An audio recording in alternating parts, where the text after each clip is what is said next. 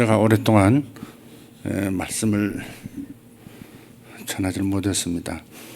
아직도 좀 기침이 좀 있어서 제가 마스크를 좀 쓰고 하겠습니다.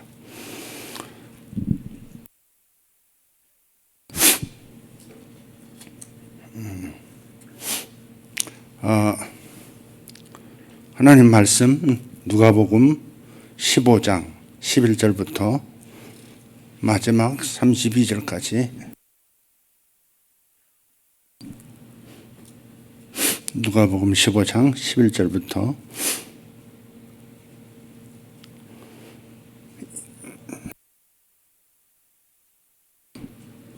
우선 24절까지만 읽겠습니다. 11절 시작.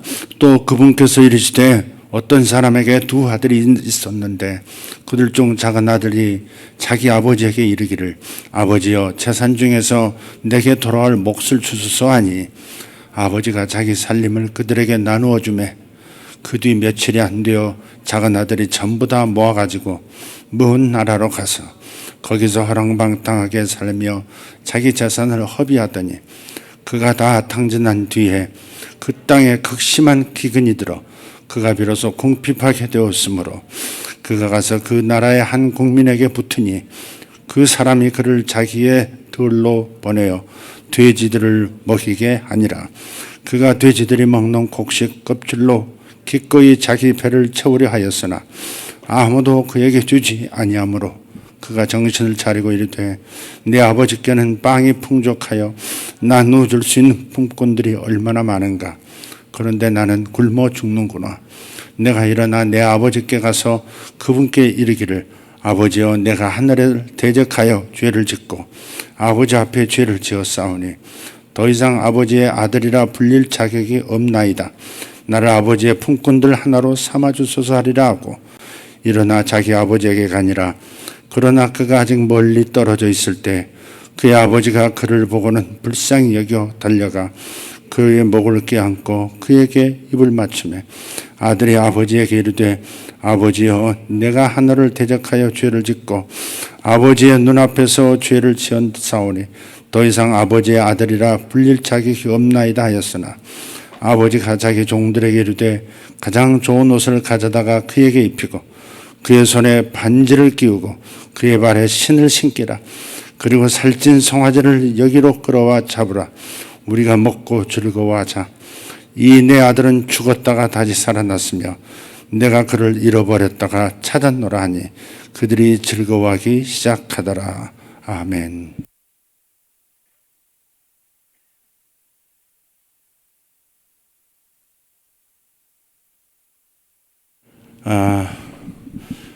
우리가 잘 아는 비유죠. 탕자 비유.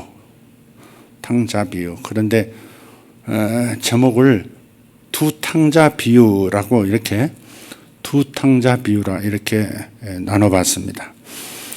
지금 24절까지만 읽었지만 25절부터 또 후반부가 있습니다. 32절까지.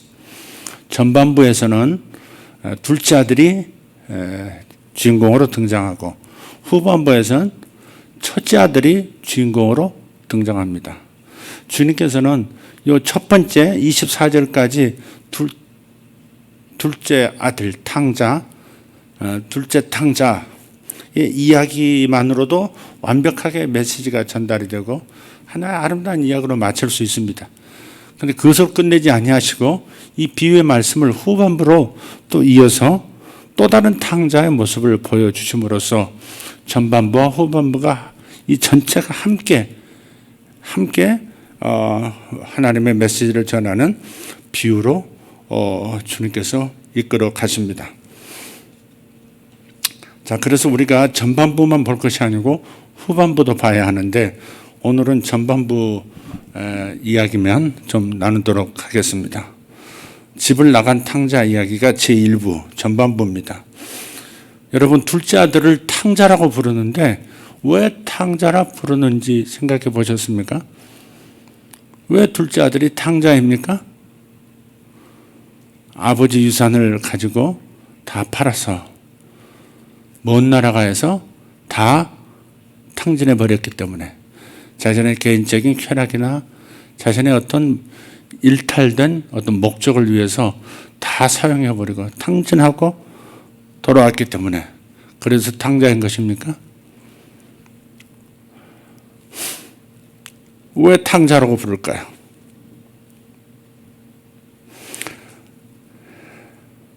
사실은요, 일단 아버지가 아들에게 주었거든요. 어쨌든 줬어요. 재산을 주었어. 재산을 넘겨주었으면 소유권은 아들에게 있는 겁니다. 아들이 어떻게 쓰든 아들이 뭐 사업을 해서 잘 남겨서 뭐 더 잘난 인생 만들든지 아니면 반대로 그냥 허랑방탕하게 이 사람처럼 다 날려버리든지 어쨌든 소유권은 이미 아들에게 줬고 그래서 아들이 그것을 가지고 그렇게 했기 때문에 그래서 단지 허랑방탕하게 사용했다고 하는 것 때문에 탕자를 할 수 있겠는가 하는 것이죠. 항상 우리가 이 하나님 말씀을 읽을 때는 이것을 생각해야 돼요. 1차 청중이 누구냐. 지금 예수님께서 하시는 비유의 말씀이죠.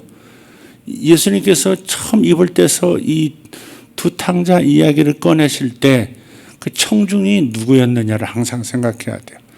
1차 청중 입장에서 듣지 않으면 우리는 2000년 후에 사는 이 시대를 살아가는 우리가 엉뚱하게 해석할 수 있고 이해할 수 있거든요. 그래서 1차 청중, 그러니까 예수님 당시에 이 탕자 비유를 듣는 이 사람들이 이 예수께서 말씀하신 이 둘째 아들을 탕자로 보는 이유가 있습니다.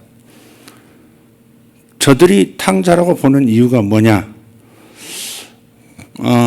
언젠가는 자기에게 돌아올 유산을 미리 달라고 청하죠. 근데 그 비유를 듣는 유대인들은 다 깜짝 놀라는 겁니다. 유산을 청구했다고 하는 자체만으로 저들은 생각이 그냥 혼란스러워지는 거예요. 아버지가 살아계시는데 이런 못된 놈이 있나? 이렇게 되는 겁니다. 절대 유산이라는 것은 아버지가 돌아가신 다음에 그것은 분배되어지는 것이고 사용되어질 수 있는 것이고 요청할 수도 있는 거거든요. 그래서 아버지가 버젓이 살아계시는데 내게 돌아올 분깃을 주소서 이렇게 말을 했다고 하는 것 자체가 율법에 따르자면 그런 자식은 돌로 쳐 죽여야 마땅한 자식입니다. 유대 법에 그게 돼 있어요. 성경에도 돼 있어요. 마을 입구로 끌려 나가서 마을의 어른들에 의해서 돌에 맞아 죽임을 당해도 마땅한 자식입니다. 유대인 상속법에서는 어떤 경우라도 부모가 살아있을 경우에는 절대로 유산을 이어받을 수가 없었습니다. 살아있는 아버지에게 상속을 요구했다. 이것은 아버지에 대한 가장 큰 모독을 한 겁니다. 살아있는 아버지에게 미리 분배했다 해도 아버지가 생존했을 때에는 절대 그 분깃에 대해서 손댈 수가 없습니다. 처분할 수가 없어요. 현금화할 수가 없어요. 그러니까 유산을 청구했다고 하는 것 자체가 뭐냐면 아버지 저에게 유산을 주세요. 제 몫으로 뭐 주기로 된 것은 저에게 지금 주세요. 라고 말한 것은 아버지 나에게 필요한 것은 아버지가 아닙니다. 나에게 필요한 것은 아버지가 소유한 재산입니다. 아버지 왜 빨리 죽지 않으십니까? 그렇게 말하는 것과 같다 말이에요. 그때 당시 유대의 문화, 상속 문화로 봤을 때 살아계신 아버지에게 유산을 달라고 얘기하는 것 자체는 아버지는 필요 없다. 아버지의 돈이 필요하다.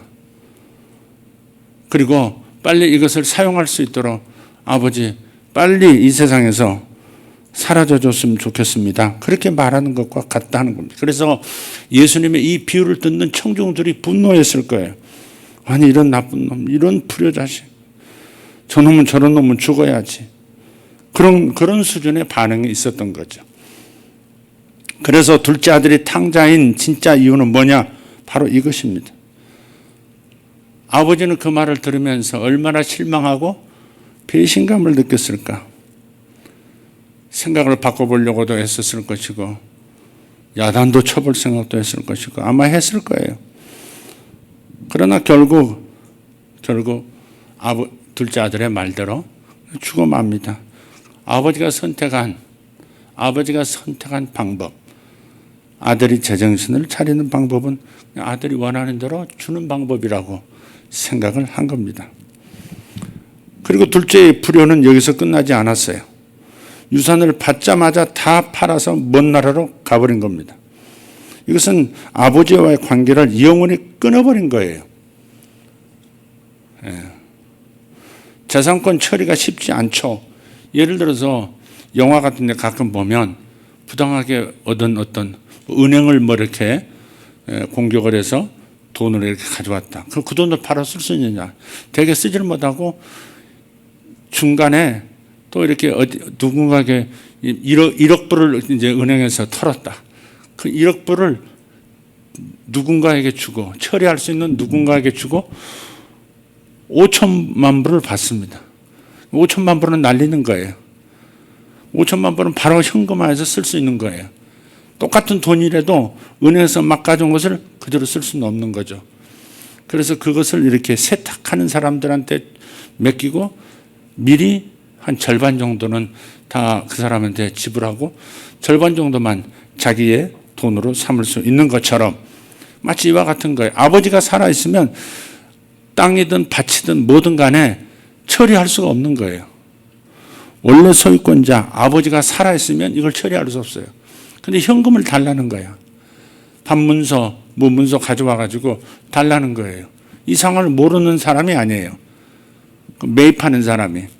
그래서 1,000만 원 줄 것을 500만 원만 주고 그 대신 자기가 지금 그것을 밭을 팔아서 현금할 수 없기 때문에 어느 기간 그 아버지 이 문서의 원주인이 죽을 때까지 기다려야 되는 것을 알기 때문에 수수료를 크게 받고 적은 현금만 주고 헐값에 그러니까 팔아버리는 거죠. 아버지가 죽어야 완전히 정리되는 문제이기 때문에 그렇게 할 수밖에 없었을 겁니다. 다 팔았다고 해서 아버지가 물려준 그것을 제값을 받고 제 돈을 가지고 지금 멀리 떠난 게 아닙니다. 급히 이 문제를 처리하느라고 아주 적은 돈만 쥐고 본래 가치는 취하지 못한 채 먼 나라로 가는 거죠. 지금 예수께서 이 비유의 말씀을 하시는 것은 이런 거죠. 죄라고 하는 것은 뭐냐? 깨어진 관계라는 거예요. 지금 이 말씀하는 거예요. 깨어진 관계. 이 아들에게는 아버지는 보이지도 않고 아버지의 재산만 보였죠. 아버지가 아니라 돈 많은 남자로, 돈 많은 사람으로만 대했던 겁니다. 아버지는 관심 바뀌고 유일한 관심사는 돈밖에 없는 겁니다. 그래서 미련 없이 아버지를 떠나는 겁니다. 멀리 떠났다는 이 말 자체가 뭐예요? 도무지 아버지에게는 관심이 없었다 하는 거죠. 아버지가 가지고 있는 재산이 돈이 전부였던 거죠. 그런 관계가 이 땅에도 가끔 있잖아요. 참 서글픈 일이죠. 그래서 유산을 물려받는 순간에 아버지와의 관계는 단절됩니다. 아니, 유산을 달라고 하는 순간부터 부자의 관계는 끊어지는 것이죠. 뿐만 아니라 유산을 헐값에 다 팔아서 현금으로 만들어서 아버지로부터 멀리 떠남으로써 아버지와의 관계를 완전히 단절시켜버린 겁니다. 바로 이 비유는 관계의 단절에 대해서 말씀하신 거예요. 관계의 단절이 바로 죄다 하는 겁니다. 어떤 행동을 말하는, 단순한 몇 가지 행동들을 말하는 게 아니라 관계를 깨버리는 것, 관계를 단절시킨 것. 이 관계의 단절이 이 비유의 핵심입니다. 예수님께서는 이 비유를 통해서 죄는 하나님과의 관계의 단절이다라는 말씀을 하고 계신 거예요. 하나님과의 깨어진 관계, 이것이 바로 죄인 것이다. 사실 아버지와 아들 관계보다 더 밀접한 관계가 어디 있습니까? 그죠? 여러분의 자식을 한번 생각해 보세요. 아들이 없는 사람 딸을 생각해도 좋아요. 그 아버지하고 아들 관계만 생각할 필요 없죠. 딸과 어머니 관계, 아들과 어머니 관계를 생각하셔도 좋아요. 근데 이 아버지와 아들 관계보다 밀접한 관계가 이 세상에는 없어요. 근데 하나님과 하나님의 자녀들의 관계가 그러한 관계라는 것이죠. 그런데 이 관계가 깨진 겁니다. 주님께서 이것을 보여주시는 거예요. 예. 그리고 다 팔아서 먼 땅으로 갔는데 이 행동의 결과가 뭐였냐? 그런 탕자에게 흉년이 나타났다 하는 겁니다. 그 먼 나라로 왔는데 그곳에 흉년이 생겼다. 그러자 그 말을 듣던 청중들은 뭐라고 생각하는 거야? 그러면 그렇지. 그러면 그렇지. 당연히 그럴 수밖에 없지. 그래야지. 그렇게 듣는 겁니다. 성경을 보면 흉년이라고 하는 기록이 굉장히 많죠. 아브라함 때도 흉년이 있어서 애굽으로 내려가고, 그 아들 이삭 때도 기근이 있어서 또 애굽으로 내려가려고 했다가 하나님께서 내려가지 말라 그러셨고, 야곱 때, 요셉 때 큰 흉년이 또 한번 찾아왔었고, 다윗 때에도 그랬고, 그 이후에 수많은 경우 신약에 넘어와서도 가나안 땅 쪽에 기근이 많았었다는 것을 기록하고 있어요. 유대인들에게 기근이라고 하는 것, 흉년이라고 하는 것은 하나님께서 보내시는 대표적인 징벌 가운데 하나입니다. 주님께서 신명기에 명백히 말씀하셨어요. 하나님 앞에서 범죄하고 관계가 깨질 때, 이 탕자처럼 하나님과 관계를 끊고 멀리 떠날 때, 그럴 때 칼은 전쟁을 말합니다. 또 기근, 흉년이죠. 그다음 전염병, 이 세 가지입니다. 다윗도 한번 그런 다윗이 하나님께서 기뻐하시지 않은 인구조사를 하다가 하나님께서 너 잘못했다 그러시면서 셋 중 하나 매점 맞아야 되겠다. 입각담으로 셋 중에 하나 골라. 그래서 칼을 택할래? 흉년을 택할래? 전염병을 택할래? 3년 동안 기근을 겪겠냐? 아니면 석 달 동안 쿠데타가 일어나서 석 달 동안 쫓겨다닐래? 아니면 3일 동안 기근을 만날래? 아니 3년 흉년과 3일 기근이 맞먹을 정도, 전염병이 맞먹을 정도면 전염병이 상당히 적지 않은 충격인 거죠. 그때 3일 동안인데 십몇만 명이 죽었습니다. 13만 명인가 17만 명인가. 네. 따라서 기근이 들면 이스라엘 사람들은 회개의 기도를 하도록 요청이 됐어요. 지금 흉년을 만났는데 하나님의 징벌을 받은 것으로 유대인들은 지금 이해하는 겁니다. 그럼 그렇지. 저런 못된 놈이 있나? 그럼 그렇지. 흉년 만날 만하지. 그런 거예요. 그런데 예수님께서 말씀하실 때 보면 탕자가 흉년을 만나서 어떻게 했다고 나오죠? 결국은 돼지치는 일을 해요. 자기 재산은 다 날아갔고 돼지치는 일로 연명합니다. 들로 보내져 가지고 들에서 돼지 먹이는 일을 해요. 두 번째는 먹을 것을 충분히 공급받는 게 아니고 돼지가 먹는 쥐엄 열매로 배를 채웁니다. 쥐엄 열매는요, 이스라엘 가서 보시면 우리 그때 같이 가시면 다 봤는데 꼭 콩깍지인데 굉장히 길어요. 커요. 깁니다. 그러나 그 아래에 있는 콩처럼 들어있는 그 열매는 굉장히 작습니다. 이 쥐엄 열매를 이렇게 다 까가지고 그 콩알을 빼서 그걸 이제 빻아가지고 물에 넣어서 개워가지고 그러니까 이제 죽을 써서 먹는 겁니다. 그러니까 아주 가난한 사람, 극빈자들의 음식이 쥐엄 열매인 겁니다. 밑바닥에 있는 사람들. 그리고 유대인들의 문화에 있어서 돼지치는 일은 저주받는 것 중에 최고의 저주를 받은 상태를 말합니다.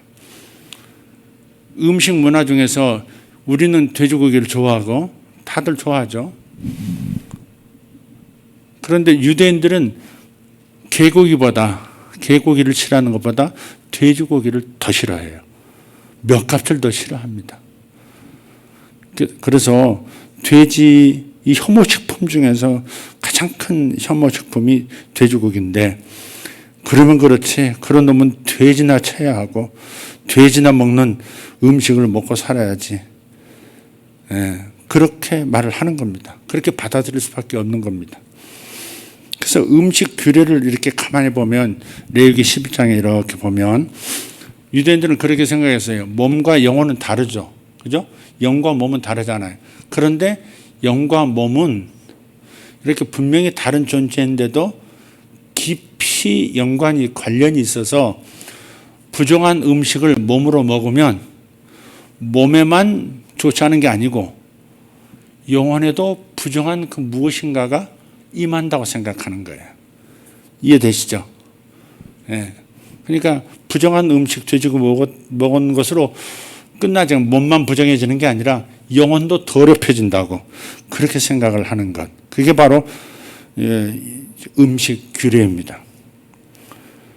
그리고 주염 열매를 가리켜서 이렇게 말을 많이 했습니다. 주염 열매를 먹어야 회개한다. 사람은 주염 열매를 먹어야 회개한다. 그런 말들이 있어요. 관용구로 이렇게 떠도는 말이에요. 그렇게 공공해져야, 가장 가난한 사람들이 먹는 음식을 먹게 되어야, 그렇게 밑바닥으로 떨어져야, 그래야 비로소 회개한다.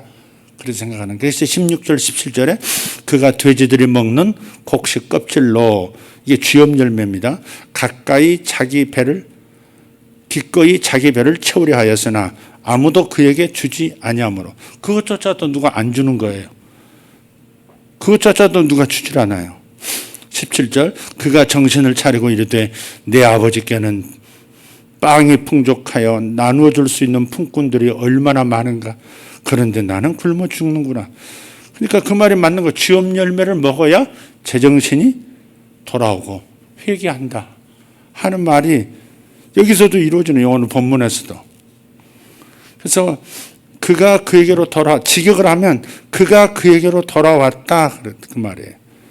그가 정신을 차리고 이르되, 그 말은 개역개정에서는 이에 스스로 돌이켰다 이렇게 되어 있지만, 직역을 하면 그가 그에게로 돌아왔다, 자기 자신에게로 돌아왔다, 제정신이 들었다, 그 말이죠. 제정신이 들어야 그게 회개할 수 있는 거죠. 그래서 회개라고 하는 개념을 가장 잘 표현해 주는 유대적 관용구가 뭐냐? 그가 그에게로 돌아왔다 하는 말이에요. 제정신이 아니기 때문에 아버지에게서 유산을 달라고, 제정신이 아니었기 때문에 유산을 다 팔아서, 제정신이 아니었기 때문에 먼 나라로 떠나버렸고 거기서 다 낭비하고 다 잃어버렸다 하는 거예요. 그래서 구약의 예언서에서 가장 문제를 삼은 것이 뭐냐? 제1계명, 우상을 만들거나 우상을 섬기는 그 죄를 저질렀다는 문제를 예언자들이 끊임없이 제기하는 겁니다. 유대인 하면 우리 생각에 하나님을 가장 잘 섬기는 사람들 이렇게 생각되지만, 그러나 예언자들의 예언을 보면 당시에 유대인들이 제1계명조차도 제대로 지키지 못하는 사람들이었다 하는 것이죠. 탕자가 아버지와의 관계를 끊어버린 것처럼 유대인들은 하나님과의 관계를 그렇게 쉽게 끊어버린 겁니다. 결과 먼 나라로 가서 살아야만 했죠. 광야 얘기를 주일마다 조금 했었죠. 가나안 땅에 들어가서 살 수 있는 준비를 시키시려고, 거기서 다시 쫓겨나지 않게 하시려고 40년 광야 생활을 보내게 하시고, 그리고 가나안에 들어갔어요. 아니나 다를까 가나안에 들어간 다음에도 어떻게 돼요? 결국 거기서 또 하나님과의 관계를 끊어버리고 우상에게로 자기들의 영혼을 팔아버리고, 그러니까 강제적으로 그 나라에서 쫓겨서 70년 동안 나라 없는 그런 국민이 되고 말았지 않습니까? 지금 이 말씀하시는 예수님, 이것도 아들이 오셔서 하신 말씀이거든요. 과거에는 선지자들이 경고했고 선지자들이 경계했지만 이제는 하나님의 아들이 상속자이신 아들이 직접 오셔서 지금 또다시 이 탕자비유를 통해서 경고했어요. 이스라엘 사람들이 들었어요, 안 들었어요? 그건 듣지 않았죠. 오히려 저놈이 상속자다. 상속자를 죽여버리면 이건 다 우리 차지다. 십자가에 못 박아 죽여버리자. 그렇게 된 거죠. 십자가에 못 박아서 돌아가시게 만들었어요. 그리고 저들이 그 가나안 땅을 또 비워줘야 됐잖아요. 그리고 얼마 동안 비워줬어요? 성경에는 나오잖아요. 우리는 역사를 알아요. 2000년간 70년이 아니라 700년이 아니라 2000년 동안 가나안 땅에서 쫓겨나 버린 거죠.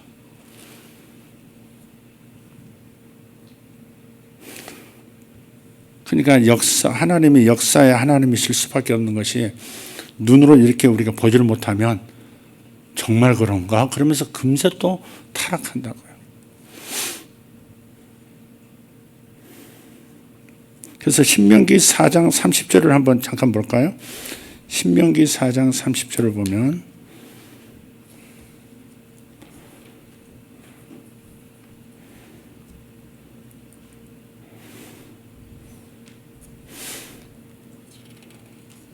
신명기 4장 30절 내가 환난 중에 있어 이 모든 일들이 내게 닥칠 때 곧 마지막 날들에 내가 주 내 하나님께로 돌아와서 그분의 음성에 순종하면 그렇게 돼 있어요.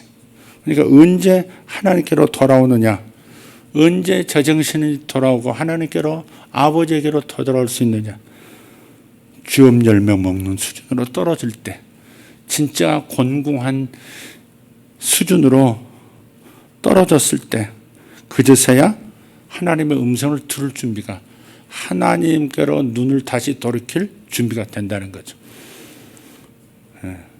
그게 사람이라는 거예요. 그게 사람이라는 거예요. 그래서 이스라엘 사람이나 우리나 다 마찬가지입니다. 인생 흉년을 경험하고 돼지우리를 경험하고 쥐업 열매 경험하고 그 다음에서야 제정신이 돌아온다는 거예요. 히브리 말에 회개란 말이 없어요, 원래. 유대인들은 이렇게 애매모호한 말을 쓰는 것을 좋아하지 않아요. 회개가 뭔지를 알죠. 그러나 회개라고 하는 말이 추상적으로 사람들이 이렇게 각각 자기 나름대로 생각할 가능성이 있어서 회개란 단어를 쓰지 않고 슈브라는 단어, 돌이키다라는 단어를 회개 대신 사용해요. 돌이키다, 슈브, 돌이키다예요. 유대인들은 무엇이든지 구체적으로 생각하고 생각하는 사람들이기 때문에 그래서 회개 이 말도 돌이키다, 돌아오다 라는 단어를 사용해서 회개의 개념을 설명해요. 그러니까 집으로 coming home, 집으로 돌아오는 것이 회개예요. 아버지에게로 돌아오는 것이 회개라는 거죠. 그것이 구원이고요. 아버지께로 돌아와서 아버지가 씻기시고 입혀주시고 챙겨주시는 그 모든 복을 누리며 사는 것, 그게 구원인 거죠. 근데 우선은 돌아와야 해요. 근데 언제 돌아오냐? 제정신이 돌아올 때, 제정신이 들 때, 그때 돌아올 수 있더라 하는 겁니다. 그래서 오늘 보면 결국은 아버지께로 돌아오고 있는 그 자식을 멀리서 아버지가 발견하고 막 그 길로 쫓아가서 목을 껴안고 입을 맞추고 그러지 않습니까? 유대인들이 사실은 막 뛴다고 하는 개념이 거의 없어요. 보통 이제 유대의 말에 저 사람이 걷는 속도를 보면 그 사람의 인격을 알 수 있다. 그렇게 말할 정도로 뛸 수가 없어요. 옷 자체가 통옷으로 되어 있기 때문에 뛰다가는 쭉 이렇게 원피스 입고 뛴다 그러나요? 원피스는 무릎까지 오는 거, 짧은 거는 괜찮은데 이 발목까지 오는 긴 거 있잖아요. 그런 것들은 탁탁 걸리지 않습니까? 옷이 찢어지거나 자기가 걸려서 넘어지거나 그러는 거죠. 그런 옷이기 때문에 막 뛰어간다는 게 있을 수 없어요. 그런데 아버지가 막 뛰어갔다고 하는 것은 그냥 옷 다 걷어 젖히고 무릎 위까지 막 쭉 젖히고 남의 체면 따위는 생각도 하지 않고 쫓아가서 그 아들을 끌어안는 거죠. 유대인들은요, 1년 동안 돌아오지 않거나, 나갔는데 돌아오지 않거나 연락이 없으면 죽은 것으로 여겼습니다. 1년 동안 오지 않거나 연락조차 없다면 이건 죽은 거다. 그렇게 여겼다고요. 그래서 이 아버지가 말하는 거죠. 이 아들은 죽었다가 다시 살아난 아들이고 내가 잃어버렸다가 다시 되찾은 아들이다 그러는 거예요. 마치 이게 창세기 46장에 가서 보면 거의 21년 동안 요셉을 못 만났다가 요셉이 살아있다는 소식을 다른 자식들로부터 듣고 애굽으로 야곱이 내려가죠. 그래서 46장에 보면 막 끌어안고 그래요. 울며 입을 맞추고 목을 껴안고 그 다시 막 울다가 다시 아이고 내 새끼 하고서 또 끌어안고 막 그런 장면이 나와요. 이제 내가 죽어도 이 아니었다 막 그러죠.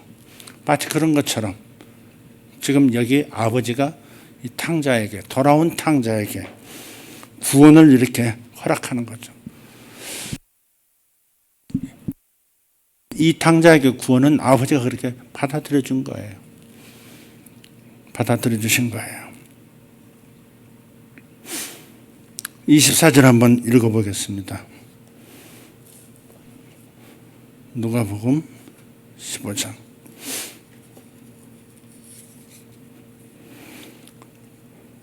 시작. 이 내 아들은 죽었다가 다시 살아났으며 내가 그를 잃어버렸다가 찾았노라 하니 그들이 즐거워하기 시작하더라. 예, 여기에 이제 구원의 즐거움이 있죠.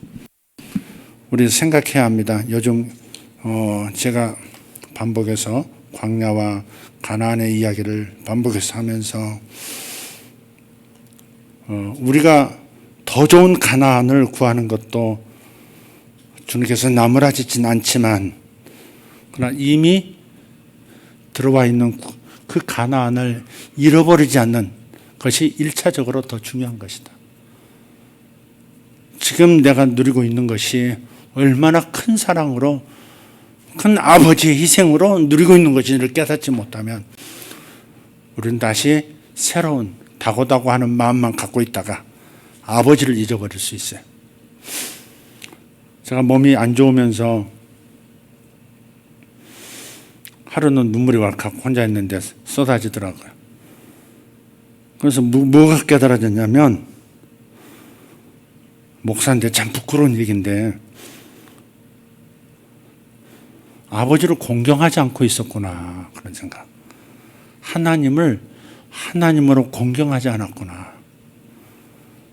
네, 그런 마음이 그런 순간에 깨달음이 오면서 제가 하나님께 울면서 기도를 한 적이 있습니다. 하나님을 공경하지 않더라고요. 왜 그렇게 됐을까? 왜 그런 감각이 무련된 내 마음을 쳤을까?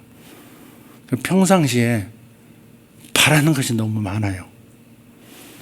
주신 것에 감사하는 것 커기는커녕 그 감사도 잊어버렸기 때문에 더 그렇지만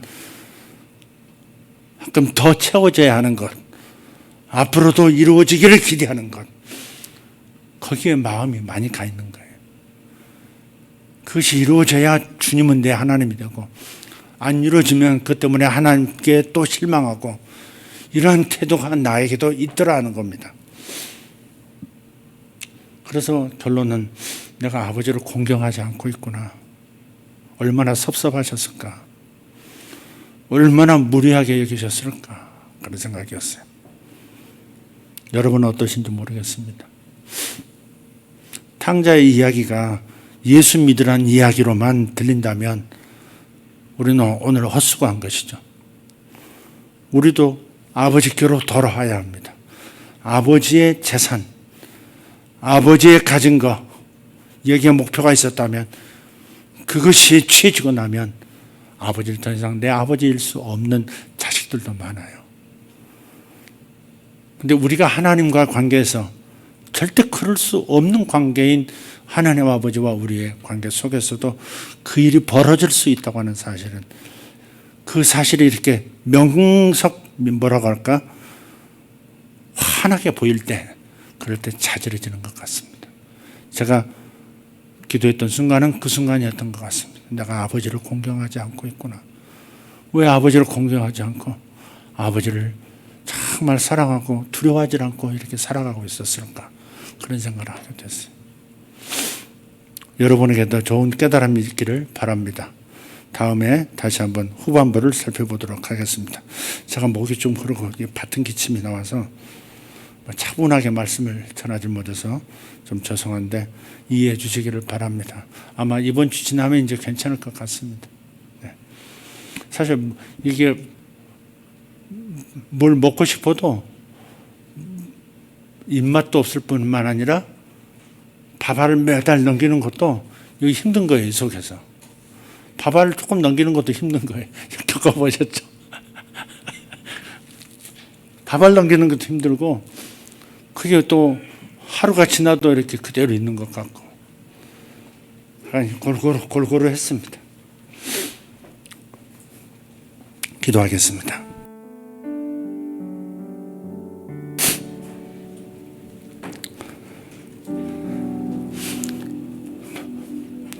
탕자 이야기는 전반부, 후반부, 그리고 3부까지 있어야 할 것 같습니다. 전반부는 둘째 아들, 후반부는 큰아들, 집 안에 있는 탕자, 멀리 간 탕자, 집 안에 있는 탕자, 그리고 오늘 이 시대에 나라는 탕자 이야기 3부작이어야 맞는 것 같습니다. 하나님, 우리가 뭐에 홀려서 사는 것은 아닌지 살펴보게 해주십시오. 우리 성도들이 마땅히 아버지 하나님께, 나를 사랑하시는 그분께 무엇이든지 구할 수 있고 무엇이든 또 안겨주시는 분이시지만 정작 아버지께서 귀히 여기시고 마땅히 우리도 그렇게 해야 할, 품어야 할 마음, 아버지가 더 중요해. 내 인생의 축복보다 아버지가 더 중요해. 내 사업의 축복보다 하나님 아버지의 관계가 더 중요하고 그분의 마음이 슬프시지 않는 것이 중요해. 아버지, 이 마음으로 항상 돌아올 수 있는 은혜를 우리 교회에, 우리 성도들에게 주시기를 원합니다. 목사도 방황하고 하나님, 목사도 하나님 이렇게 하나님에게서 멀어져서 하나님을 공경하지 않은 채 하나님을 섬기고 있을 때가 있는데, 주님, 우리 성도들을 붙들어 주셔서 어린 양처럼 순수한 우리 성도들, 주님을 더 깊이 사랑하고 주님을 두려워할 줄 알고 주님을 귀히 여기며 모시고 사는 저들 되게 하여 주시옵소서. 생각 속에, 바람 속에, 감정 속에, 말 속에, 행동 속에 자식을 기름과 이 세상을 살아가는 삶의 모든 일상 속에서 아버지가 귀한 사람들, 하나님이 귀중한 사람들, 하나님이 최고로 귀중한 사람들 되게 하여 주시옵소서. 예수님의 이름으로 기도합니다. 아멘. 다 같이 일어나서 함께 기도하겠습니다. 주여 한번 부르고 기도합니다. 주여, 주여.